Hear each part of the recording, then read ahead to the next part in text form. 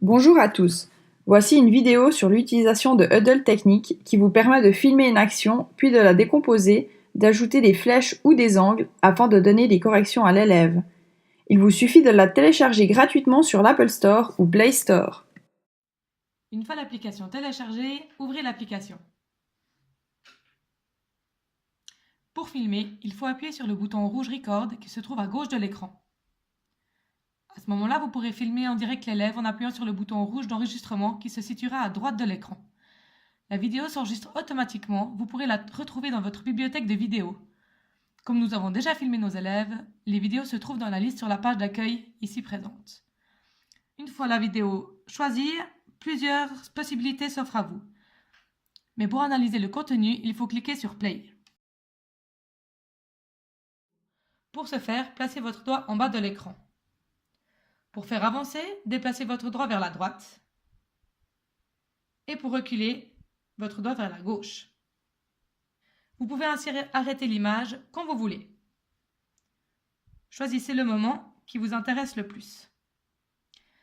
À ce moment-là, vous pouvez également annoter l'image arrêtée. Il suffit de cliquer sur le crayon qui se trouve en haut à droite de l'écran. Plusieurs possibilités s'offrent à vous. Vous pourrez ajouter des flèches, des angles, des traits ou autres afin de montrer le mouvement à corriger à l'élève. De plus, chaque outil peut changer de couleur.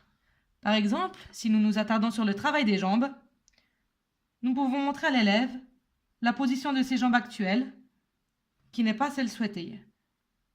Vous pouvez ensuite changer de couleur et montrer exactement où vous voulez que les jambes de l'élève soient. Si vous voulez effacer le dernier élément ajouté, il faut cliquer sur Undo en haut à gauche. Si vous voulez totalement effacer tout ce qu'il y a sur l'écran, cliquez sur Clear. Mais nous avons encore besoin de ce qui se trouve ici pour la suite de la démonstration, donc nous allons laisser ceci sur l'écran. Cliquez sur Comparer en haut de l'écran. Vous pouvez sélectionner Record a new video si vous voulez filmer un nouvel essai ou Compare to your video si vous voulez utiliser une vidéo déjà sur l'application. Ici, nous avons déjà filmé l'élève 2 fois et choisissons donc Compare to your video. Choisissez l'autre vidéo que vous voulez comparer. Voilà. Les deux vidéos apparaissent alors côte à côte. Celle de droite est la vidéo que nous avons modifiée et celle de gauche est la nouvelle sélectionnée. En déplaçant les curseurs en bas de l'écran, nous arrivons à faire un arrêt sur image au même moment dans les deux vidéos. Ainsi, nous pouvons voir ce qui a été corrigé par l'élève ou non. Vous pouvez à nouveau utiliser l'outil crayon pour regarder s'il a bien corrigé. Ici, nous voyons que ses jambes sont presque parfaites. Ses genoux sont à l'horizontale. À ce moment, vous pouvez effacer tout ce qu'il y a sur les vidéos en utilisant le bouton en haut à gauche Clear. Tout est effacé.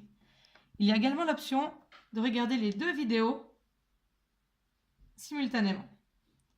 Vous pouvez placer les deux vidéos à 0,0 et cliquer sur Play.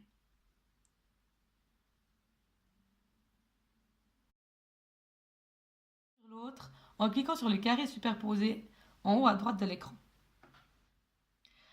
Si vous avez votre iPad qui est placé sur un socle, qui ne bouge pas, cela permettra d'avoir les deux vidéos sur une seule vidéo.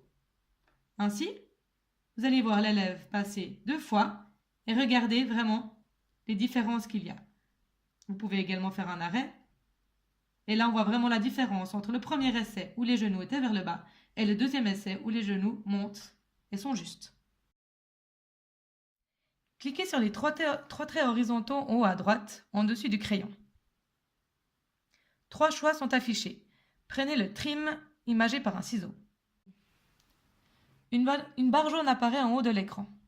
En déplaçant les deux extrémités, vous pouvez sélectionner la partie de la vidéo que vous voulez sélectionner. Cliquez ensuite sur Enregistrer. Sur cette même page d'accueil, vous trouverez plusieurs autres icônes sur la gauche de l'écran. Pour l'utilisation que nous voulons en faire en cours de PS, ces icônes ne sont pas forcément nécessaires. Ils seront plutôt utilisés pour des coachs de groupes sportifs afin de trier leurs équipes, par exemple.